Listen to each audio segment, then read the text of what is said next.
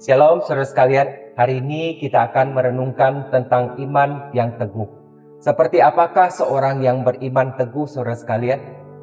Di dalam Daniel pasal 6, Alkitab mencatat ketika para pejabat tinggi lainnya tidak menemukan kelalaian ataupun kesalahan Daniel, maka mereka mulai menyerang imannya. Mereka berusaha mempengaruhi Raja Darius untuk mengeluarkan sebuah perintah agar dalam 30 hari jika didapati ada orang yang berdoa atau menyembah kepada dewa lain selain kepada raja, maka dia harus dilemparkan ke dalam gua singa. Menariknya saudara, di ayat yang ke-11 mencatat, mendengar surat perintah itu telah dibuat Daniel pulang ke rumahnya.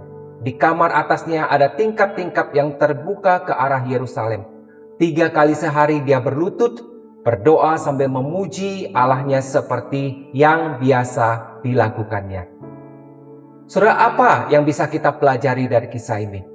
Pertama, seorang beriman teguh adalah seorang yang memilih untuk tetap percaya dan tetap melakukan apa yang benar dalam segala keadaan, bahkan yang terburuk sekalipun.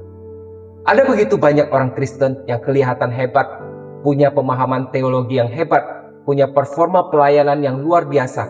Namun ketika diperhadapkan dengan pilihan, pilih Tuhan atau pilih karir, atau pilih Tuhan atau pilih pacar, akhirnya tidak mampu juga memilih yang benar. Atau ketika diperhadapkan dengan sedikit konflik, sedikit saja masalah, mulai menyerah melayani dan skip ibadah. Mengapa saudara sekalian?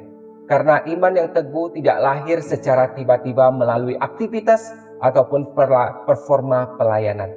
Iman yang teguh lahir dari doa dan relasi yang dibangun setiap hari dengan Allah. Daniel memilih tetap berdoa, memilih tetap memuji Allah 3 kali sehari. Dan Alkitab mencatat itu adalah kebiasaannya saudara, seperti biasa yang dilakukannya. Bahkan ketika ada resiko pun, dia tetap memilih demikian. Saudara, kita tidak akan mampu bertahan di tengah dunia yang terus mencoba mengguncang iman kita dengan berbagai tawaran dan juga tantangan, jika kita tidak membangun iman kita dari sekarang di atas lutut yang berdoa setiap hari. Kedua, Allah tidak mengabaikan mereka yang memilih untuk tetap percaya dan melakukan apa yang benar dalam segala keadaan. Saudara tentu tahu kelanjutan kisahnya. Ya, Daniel kemudian ditangkap dan dilemparkan ke dalam gua singa. Namun Tuhan tidak meninggalkan Daniel. Singa-singa tidak menyentuh Daniel sedikit pun sampai keesokan harinya. Raja Darius mendapati Daniel baik-baik saja. Tidak sehelai rambut pun rontok daripadanya. Dan di sini Allah membuktikan bahwa Dia adalah Allah yang hidup, yang setia, yang menyertai mereka yang percaya kepadanya. Saudara, saat kita memilih taat dan setia kepada Tuhan sekalipun ada resiko dan konsekuensi, yakinlah Tuhan tidak akan mengecewakan kita. Sekalipun kita harus menghadapi resiko, Tuhan akan ada di sana menyertai kita melewatinya.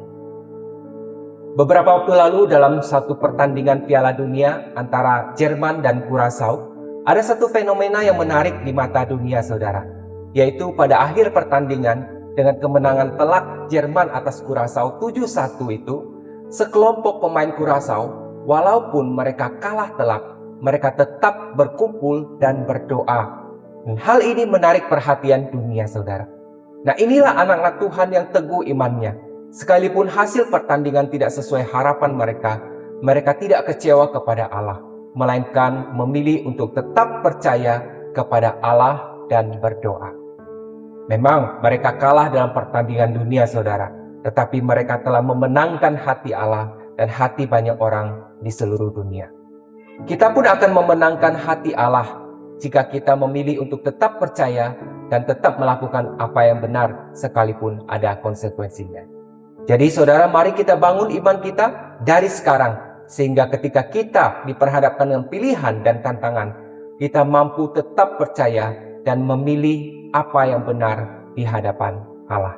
Kiranya Tuhan menolong kita. Amin.